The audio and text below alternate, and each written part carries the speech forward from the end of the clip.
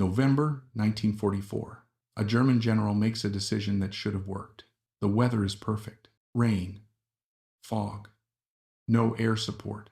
This is the condition German doctrine was built for. Infantry, forest, darkness.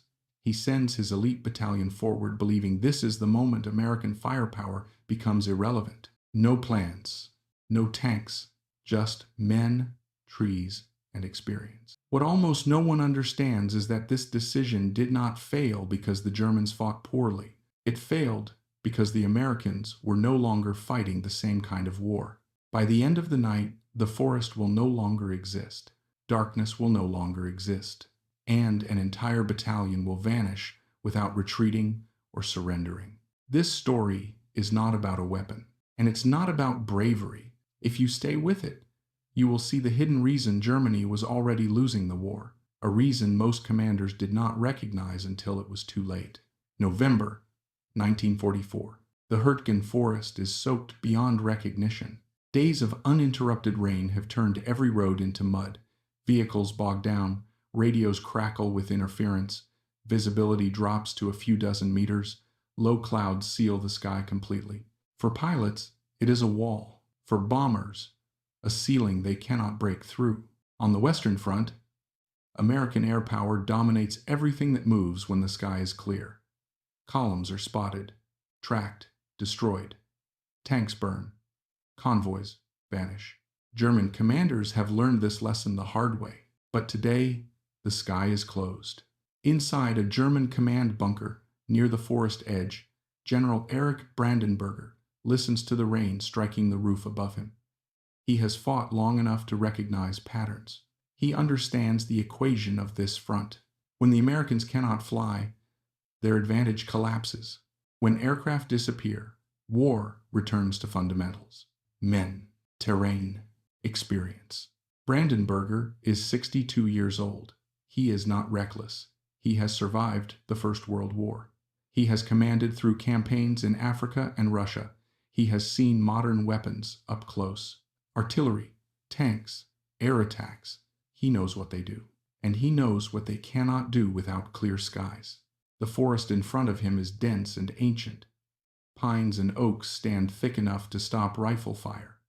To infantrymen, those trees are armor. They break sight lines. They absorb bullets. They have saved countless lives in 2 wars already. German doctrine is built around exactly this environment. Infantry infiltration, controlled movement, using terrain to neutralize superior firepower. In this forest, tanks cannot maneuver. Aircraft cannot see.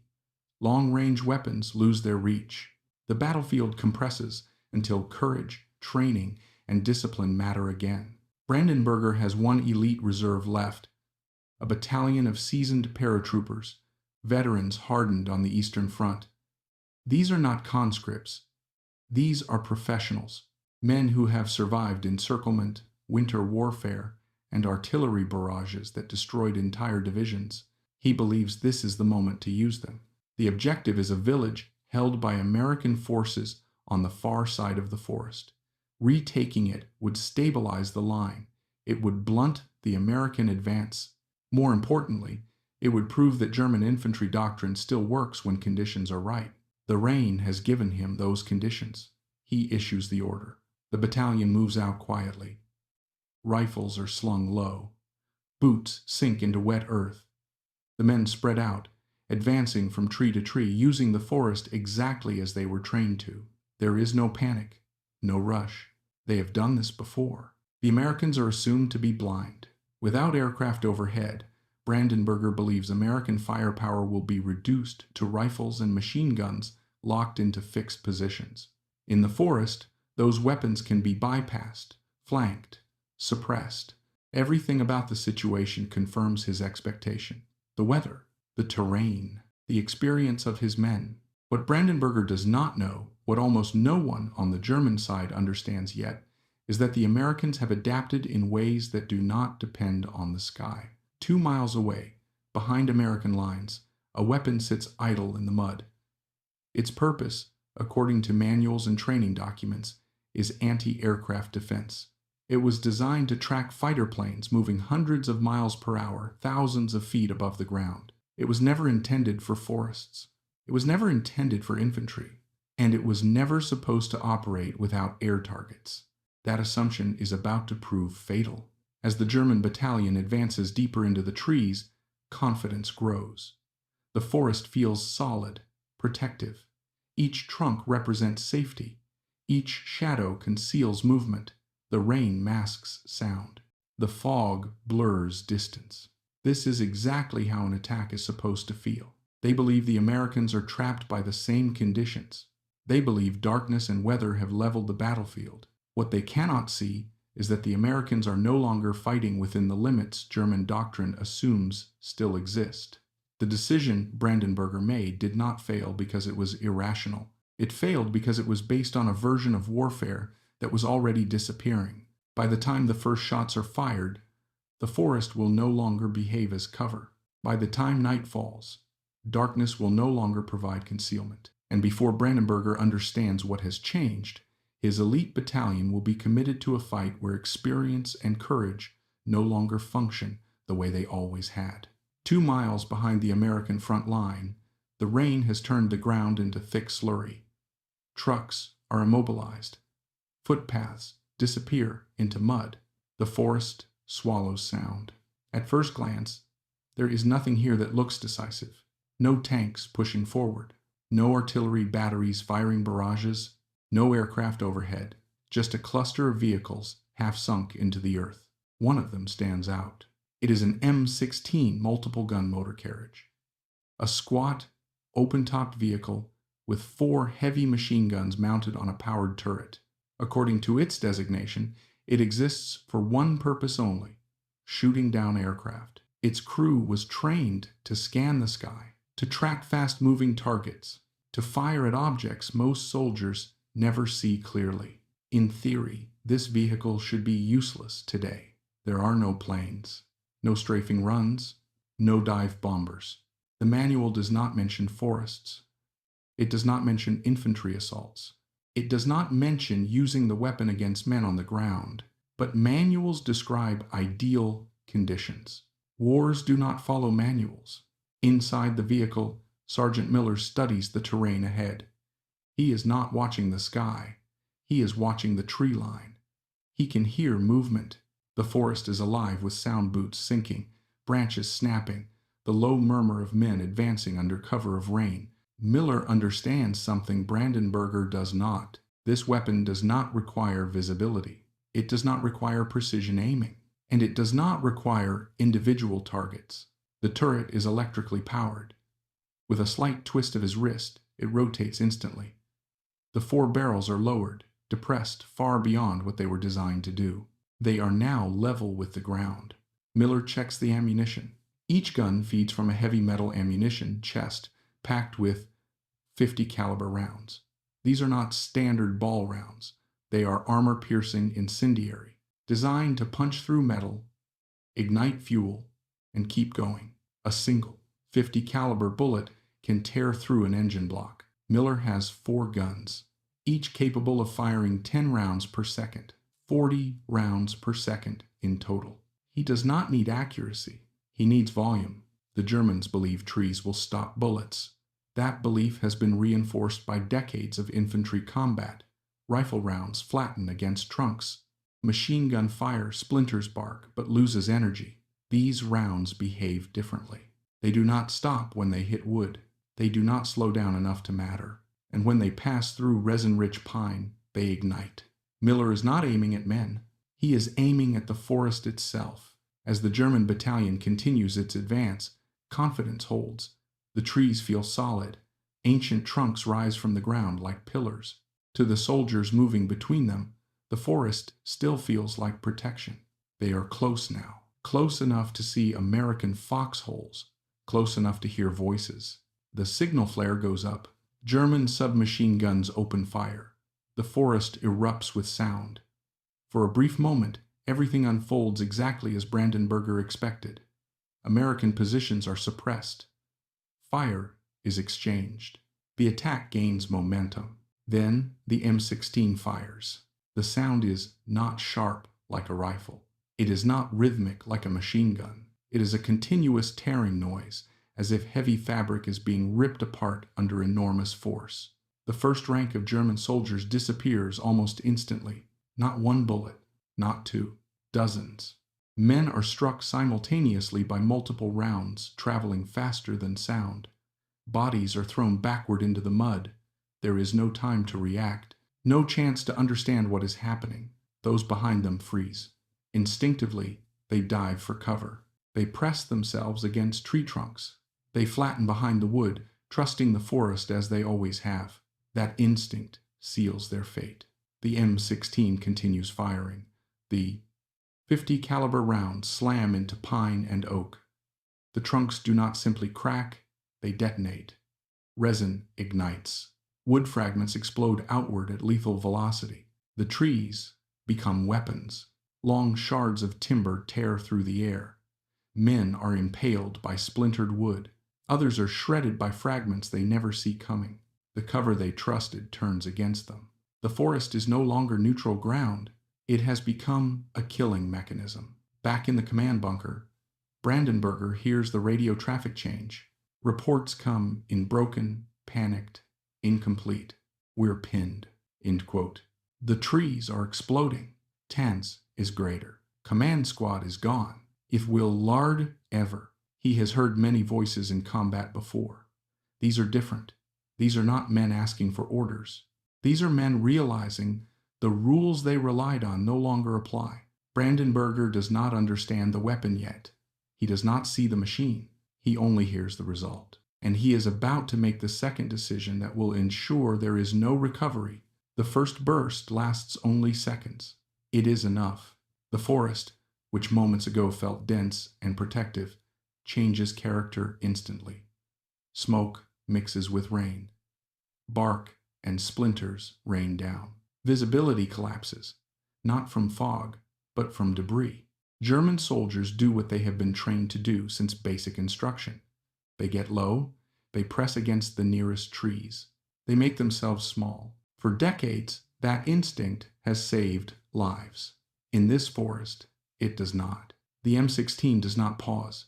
Its barrels continue cycling, each round following the last with mechanical certainty. The gunner is not tracking individuals, he is sweeping space. The turret moves left, then right, then back again, methodically cutting through the terrain. The 50 caliber rounds strike the trees at chest height. Pine trunks do not simply crack under the impact. The incendiary compound ignites the resin inside the wood. Pressure builds faster than the trunk can absorb. The trees burst apart violently, throwing jagged fragments outward in all directions. Wood becomes shrapnel. Long, sharpened splinters tear through uniforms. They puncture helmets. They slice through faces and throats. Men who thought they were safe behind cover are cut down by the very objects meant to protect them. Some soldiers try to move. They break from the trees and run, hoping distance will save them. They make it only a few steps before the gun sweeps back across the forest floor. The rate of fire is relentless. There is no rhythm to exploit, no reload window to wait for. Others freeze completely. They have never encountered fire like this. Artillery has pauses. Machine guns overheat. Rifle fire can be tracked and answered. This is different. The sound alone overwhelms thought. It is constant, mechanical, impersonal. It does not rise or fall with emotion or urgency. It simply continues. In the space of minutes, the structure of the German attack collapses. Units lose cohesion. Squad leaders go down before they can issue orders.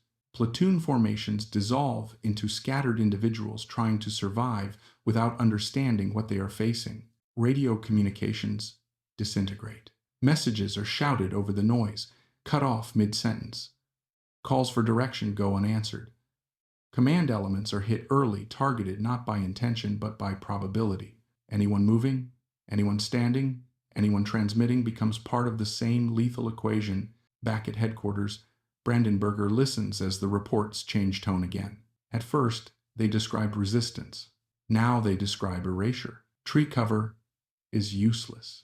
Wait, we can't move. which made. We're taking losses everywhere. If U.S. plies, the general tries to impose order. He asks for clarity, for positions, for estimates. There are none. What he cannot see is the transformation happening in the forest itself. The M16 is not just killing men, it is reshaping the terrain. Each burst removes more cover.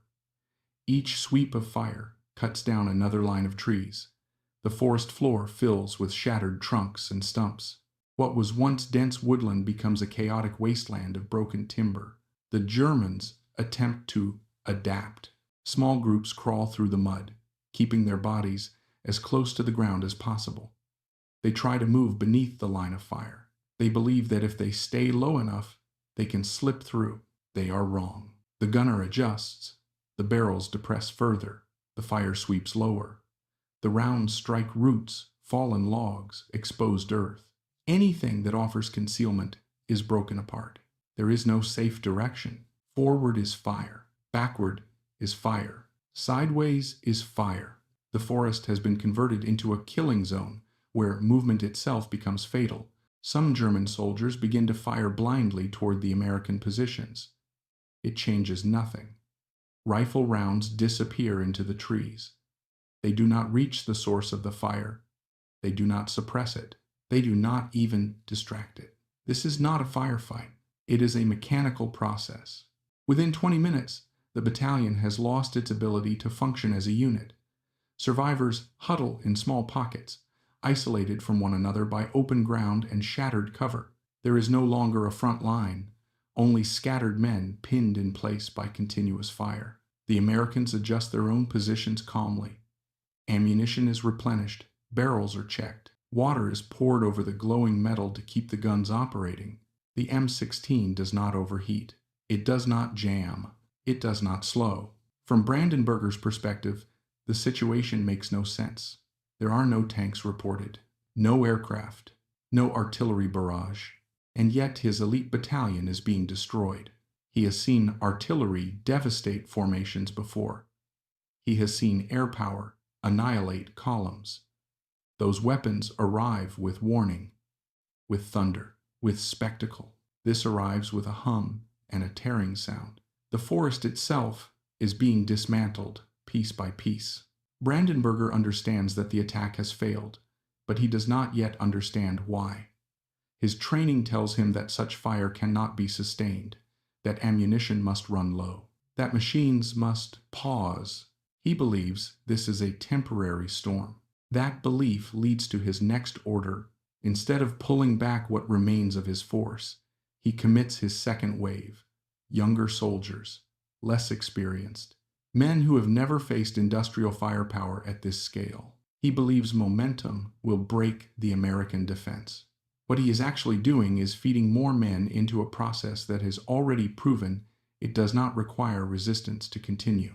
By the time the second wave enters the forest, the trees that once offered concealment are gone. They advance into open ground shaped by fire, and the weapon waiting for them has already learned how to kill everything that enters its reach. By mid-morning, the German attack no longer resembles an operation. It is a series of disconnected fragments. Radio traffic from the forest arrives in bursts, short, broken, and increasingly incoherent. Voices overlap. Coordinates are repeated, then abandoned. Call signs stop responding altogether. The battalion's command structure is failing. Platoon leaders are gone. Company commanders cannot locate their men. Runners sent forward do not return. Maps become useless because the terrain they represent no longer exists in its original form. Trees that once defined boundaries are gone. Landmarks are erased. Distances collapse. Inside the bunker, Brandenburger listens as the reports deteriorate. He asks for numbers. He asks for positions. He asks how much resistance remains. No one can give him answers. What reaches him instead are fragments of experience. We can't move. Ease. D-or. Everything explodes. Aidmend. There's no cover. Wirk. These are not tactical descriptions. They are reactions. Brandenburger has commanded under fire before. He understands confusion. He understands fear. But this is different. His men are not describing an enemy they can see or engage. They are describing an environment that has turned hostile. He considers ordering a withdrawal. Every instinct tells him the attack has failed. The battalion is pinned. The terrain has been stripped of concealment.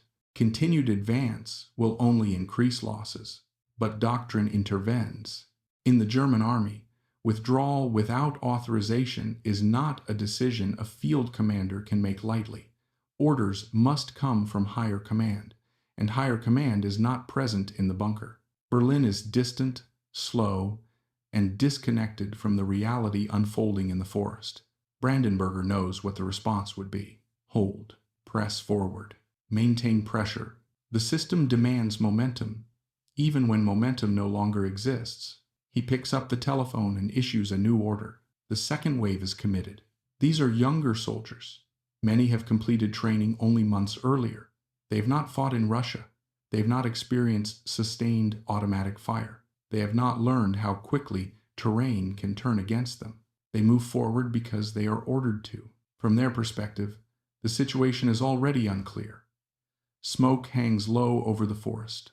The ground is churned into mud and splintered wood.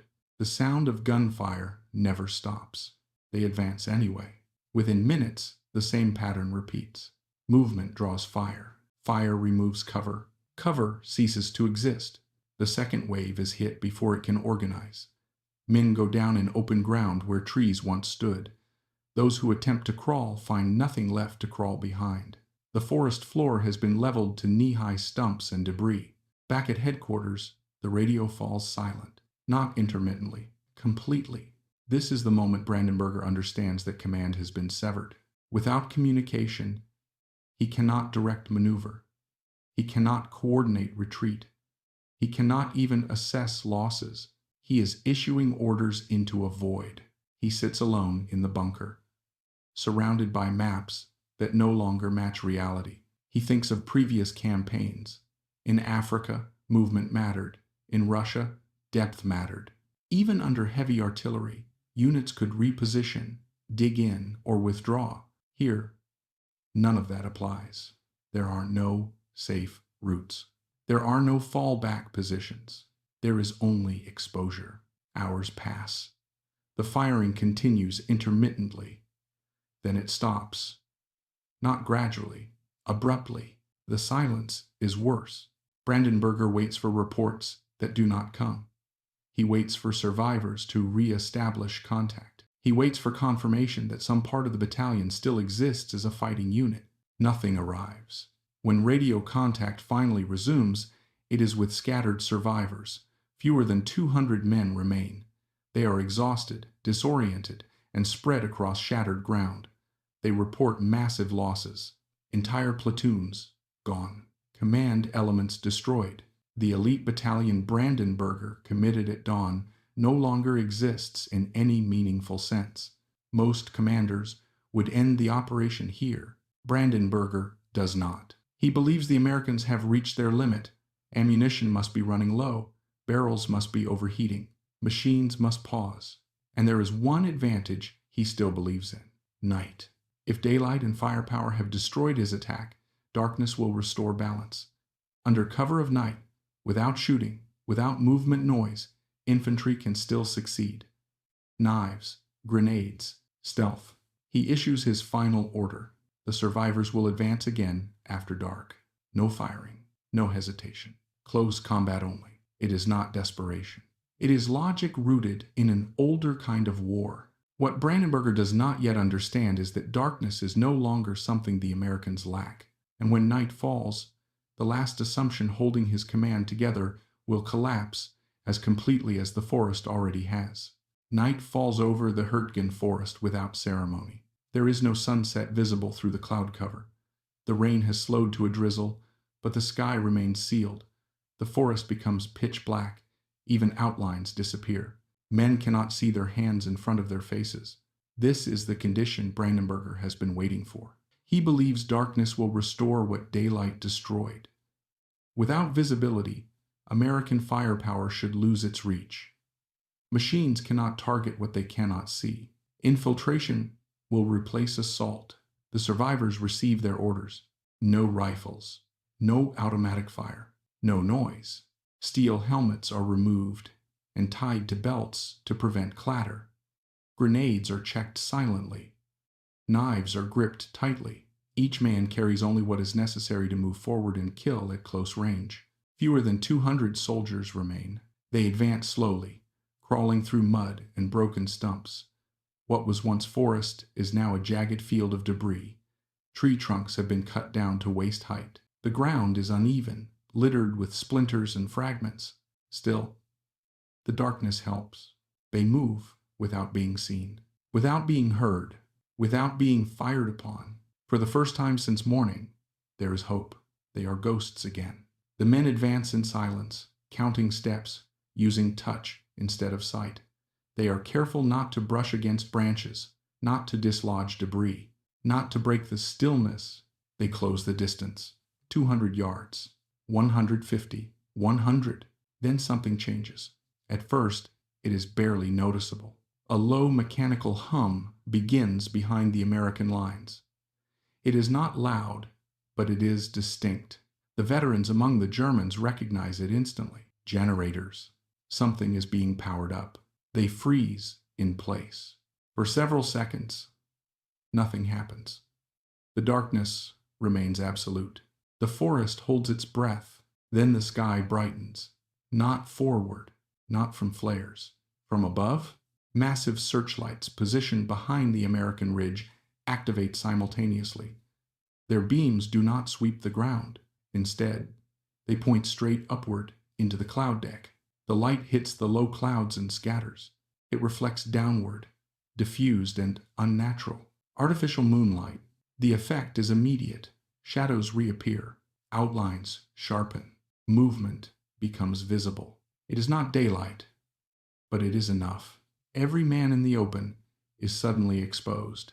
The Germans are caught mid-motion, kneeling, crawling, standing frozen in disbelief. Some drop flat to the ground. Others instinctively try to pull back into the darkness that no longer exists. For 3 seconds, there is silence. Both sides understand what has happened. The ambush is gone. A German sergeant screams the only order left to give. Forward! Grenades! Go! Winton, they charge. 200 men surge across open ground that was once forest. Their boots sink into mud. Their movement is slow and uneven. There is nowhere to hide. The stumps offer no concealment. The debris offers no cover. The artificial light holds steady. The M16 crews have been waiting. The moment the Germans break cover, the guns open fire. The sound is familiar now. Continuous, mechanical, relentless. Incendiary tracers carve solid red lines through the half-light. They look almost unreal, straight beams of fire connecting earth and sky. The Germans are less than 100 yards from the American positions. They do not get closer. The rounds sweep across the exposed ground, cutting men down in rows. Bodies fall forward, backward, sideways, collapsing into the mud. There is no pause, no adjustment, no reaction time. This is not combat. It is execution by geometry. The M16 gunners do not aim at individuals. They sweep terrain. Anything that moves disappears. Anything that does not move is hit anyway. The survivors try to scatter. The mud slows them. Boots stick. Men stumble. They are lit from above, outlined perfectly against the ground. The forest floor glows amber under artificial light. There is nowhere to go. The firing continues. Minutes pass. Barrels glow dull red. Crew members pour water over them continuously. Steam rises into the cold air, hissing, evaporating instantly under the lights. The guns do not stop. There are no wounded crawling away, no soldiers retreating, no figures moving toward cover. There is only fire and light. After 20 minutes, the firing ceases. Silence returns to the forest. Under the artificial moonlight, nothing moves. Back in the bunker, Brandenburger hears the silence on the radio. No reports, no calls, no voices. He understands what has happened. The elite battalion he committed at dawn has ceased to exist, not defeated, not withdrawn, not scattered, erased. He remains seated, for a long time, listening to nothing. When morning comes, he walks through the ground where his command once operated. The forest is gone. For hundreds of yards, the ancient pines have been cut down to stumps. The earth is churned and blackened. Bodies lie frozen in place, faces turned upward, caught in the moment the light came on.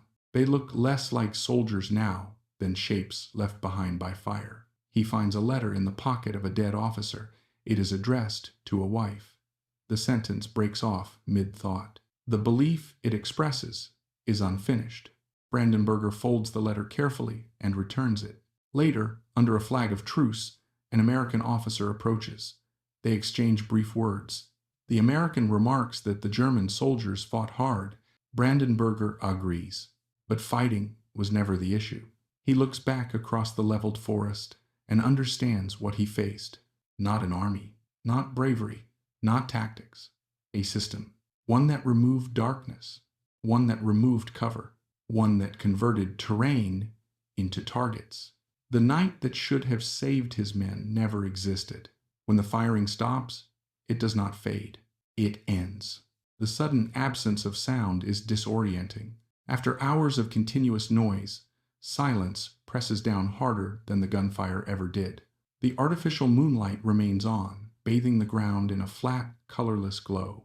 Nothing moves. Sergeant Miller stays in the bucket seat of the M16, hands still on the controls. His arms ache. Sweat runs down his back despite the cold. The barrels in front of him glow a dull, exhausted red. A crewman pours the last of their water over the metal, steam rising briefly before disappearing into the night air. There is no order to cease fire. There is simply nothing left to shoot. The gun crew scans the ground slowly, not for targets, but for confirmation. They are trained to expect movement. Wounded men crawl, survivors retreat. Enemy fire answers back. Here, there is none of that. The open ground in front of the American line is empty of motion. Bodies lie where they fell. Some are face down in the mud. Others stare upward into the reflected light, eyes open, expressions fixed in surprise or confusion. The forest floor no longer resembles a forest. Tree stumps stand 4 feet high at most, jagged and uneven. Broken trunks and splintered wood cover the ground like debris after an explosion. The terrain has been flattened into a wide, exposed killing field. American soldiers leave their positions cautiously. They do not advance quickly. Training dictates patience. They move in small groups, rifles raised, stepping carefully through the mud and wreckage. They expect resistance that never comes. There are no pockets of survivors firing from cover. No delayed counterattacks. No last stands. The German battalion is gone. As dawn approaches, the artificial lights are finally shut down. Natural light seeps slowly into the clouded sky. Morning reveals details the darkness concealed. Hundreds of bodies are scattered across the ground. There is no formation, no clear line of advance, no pattern that suggests an organized retreat. The dead are spread wherever they were caught when the light came on. Some lie behind stumps that would once have been trees. Others are clustered in shallow depressions, hands pressed into the mud as if trying to disappear into the earth. Equipment is abandoned everywhere. Rifles lie unused. Grenades remain clipped to belts. Helmets sit half buried in muck. One helmet, filled with rainwater and blood, rests alone near a shattered trunk. There are no wounded calling for help. This absence unsettles even the Americans. They have fought through Normandy. They have seen casualties before. But this feels different. Less like a battlefield. More like the aftermath of a mechanical process that has completed its task. Back at German headquarters, Brandenburger receives confirmation hours later. Fewer than 50 men have regrouped. Most are injured. None are capable of further action. The elite battalion he committed no longer exists as a unit. There is no official report yet. No casualty figures, just silence where voices used to be. Brandenburger does not speak much after that. He walks the ground later under escort, stepping carefully through the remains of the forest. He recognizes landmarks that no longer stand. Places where he expected cover now offer nothing but exposure. He understands the finality of what happened. This was not a defeat. that could be corrected with reinforcement. It was not a setback caused by poor execution. It was removal. The battalion was not pushed back. It was not outmaneuvered. It was eliminated from the battlefield entirely.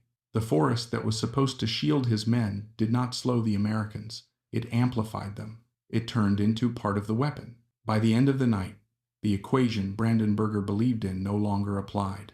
There was no terrain left to use, no darkness left to hide in, no force left to command.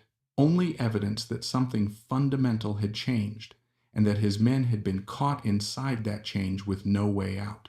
Morning does not bring relief. It brings clarity. As the light strengthens, the scale of what happened becomes impossible to avoid. The shattered forest stretches for hundreds of yards, reduced to stumps and debris. What once blocked vision now exposes everything. Brandenburger walks slowly through the wreckage under escort. His boots sink into mud mixed with splintered wood. He recognizes the ground only by memory. The map in his mind no longer matches what is in front of him. He stops often, not to issue orders, not to assess positions, but to look. Bodies lie where they fell. There is no pattern that suggests maneuver or retreat. Some soldiers are frozen mid-step. Others lie prone, hands pressed into the earth. Many are face up, eyes open, as if caught in the instant they realized there was nowhere left to hide. Brandenburger bends down near one of them. In the pocket of a dead major, he finds a folded letter. The paper is damp but intact. It is addressed to a woman named Margaret. The handwriting is careful, formal. The letter is unfinished. "My dearest," it begins, "I am about to go into battle. I believe we will win, because I believe in the German soldier, and I believe in 10-ton. The sentence ends there. Brandenburger folds the letter back along its original crease and returns it to the pocket. He makes a mental note to see that it reaches its destination. He does not know what words will follow the unfinished sentence when Margaret receives it. Later that day, under a temporary ceasefire, an American officer approaches under a flag of truce. He is young, perhaps 30. His uniform is muddy, his helmet scratched. He carries himself with caution, not arrogance. They exchange formalities. The American speaks first, choosing his words carefully. He says the German soldiers fought hard, that they advanced with discipline, that they did not break easily. Brandenburger nods. "Yes," he replies, "they did." It's May said. There is a pause. The American glances back toward the leveled forest. He does not smile. There is no triumph in his expression, only something like recognition. "You sent them against a machine," the American says quietly. Brandenburger does not argue. "Yes," he answers. "I did," is one. He looks out across the open ground where trees once stood. He understands now that his men were never meant to fight what waited for them there, not because they lacked courage, not because they lacked training, because the battlefield itself had changed. The ceasefire ends. The officers part ways. In the following days, reports begin to circulate. Casualty figures are assembled. Names are recorded. The battalion that entered the forest is removed from the order of battle. It exists now only as a list of losses. Berlin receives summaries stripped of detail, numbers without context. The explanations focus on resistance, firepower, unfortunate conditions. There is no mention of artificial light, no emphasis on the forest being turned into a weapon. The lesson is there, but it is buried. Brandenburger remains with his remaining forces for some time. He does not speak often of that night. When he does, he describes it without embellishment. He does not blame his men. He does not blame chance. He does not even blame the Americans. He blames his own assumptions. He believed terrain would still matter the way it always had. He believed darkness was something that could not be taken away. He believed experience could compensate for material disadvantage.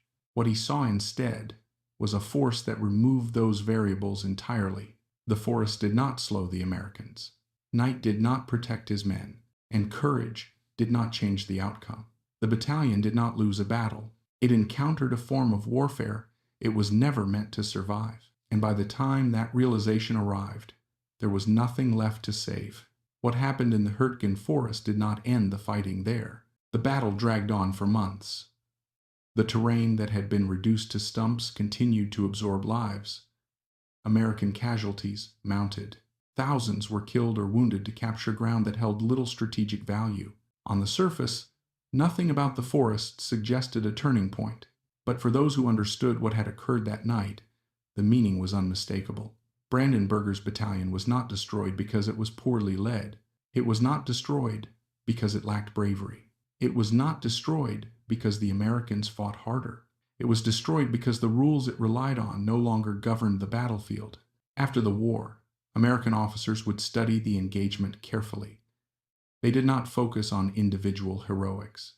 They did not dwell on the specific weapon model involved.